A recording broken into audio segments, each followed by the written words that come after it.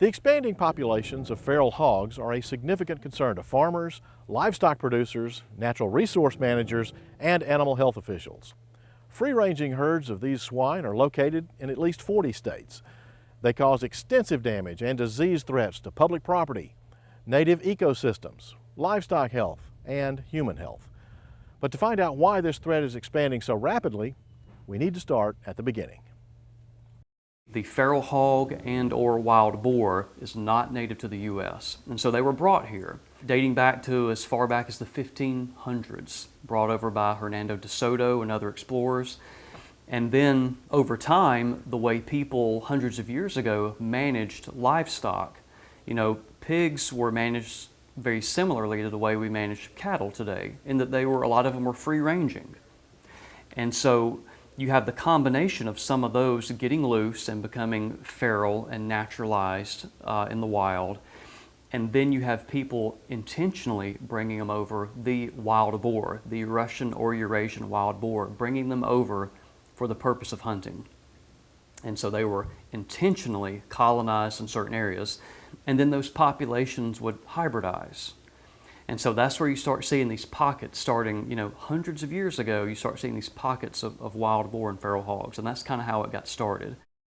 Feral hogs reproduce more than any animal in North America because they can live anywhere and have few, if any, natural enemies. So for about 80 years, there were only about 15, 16, 17 states in the U.S. that had wild pigs, and that was primarily the southeastern U.S. and California. And then around 1990 to the early 2000s, now we have about 40 states in the U.S. now have wild hogs. That's not from natural colonization and expansion. It's impossible for hogs to expand or grow from Texas and then go to Illinois, or Texas to Wisconsin, or Florida to Kansas. All that is unnatural, that is completely man-made, and that is people capturing hogs, typically with dogs, loading them up on a trailer, and shipping them and moving them somewhere else solely for the purpose of establishing a new population for the purpose of recreational hunting. And it's highly illegal. This rapid expansion of the feral hog population has been most devastating to agriculture. We get reports from producers, throughout Mississippi and of course throughout the Southeast, where hogs can literally destroy a single cornfield in a night. Over a span of a few days, we have producers that have had 200 acres of corn completely destroyed, totally destroyed by a sounder or maybe more sounders of hogs. So in certain areas, it's complete devastation.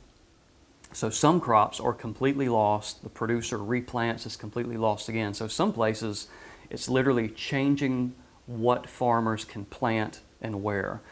On a nationwide scale, the estimates are about $800 million a year is the damage that's caused by hogs to agriculture.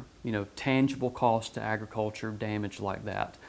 When you fold in the cost associated with control, so federal programs for controlling hogs, that number now is $1.5 billion a year. And I personally believe that's a gross underestimate. But that's the most scientific number we have right now, is $1.5 billion a year is what hogs are costing, U.S. taxpayers and producers. There have been lots of methods tried to control the hogs, but there's one that definitely does not work, and that's recreational hunting. Some of the estimates are places where recreational hunting is common, it's only going to remove 20 to 25% of the population. What's needed is about 75% of the population has to be controlled to keep the population under control or to cause it to decline. And so why can't recreational hunting, why can't you generate that much? Because pigs get smart. They're a smart animal, and they realize when hunting pressure. They realize when they're getting shot at. They realize when they're getting chased. All the same things that by the end of deer season, it gets to be hard to see a deer. It gets hard to see a hog when they're hunted hard. The most effective way to control the hogs is by developing a very deliberate, strategic trapping system. You're constructing very large corral traps with the hopes that every time that door drops, and it doesn't drop very often, but every time that door drops, you're catching 10, 15, 20 hogs at a time. And when you start having removals every week or 2 weeks or once a month, when you're taking 15, 20, 30 hogs off the landscape, you start to see a difference. As bad as the damage is to agriculture, it's not limited to the rural landscape.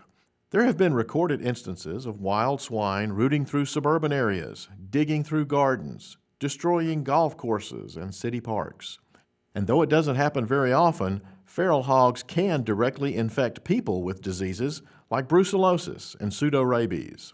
And so, to help with the control of these pesky animals, the Mississippi legislature passed a law substantially increasing the fines if you're caught transporting wild hogs without a permit, and you lose your hunting and fishing licenses for 1 year.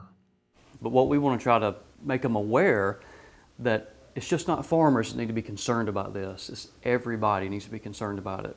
So when hogs, as they are doing in some places in Mississippi, moving into your neighborhood and destroying your plants and turning over trash cans, then it becomes your problem as well. So it's literally a problem for everybody in Mississippi.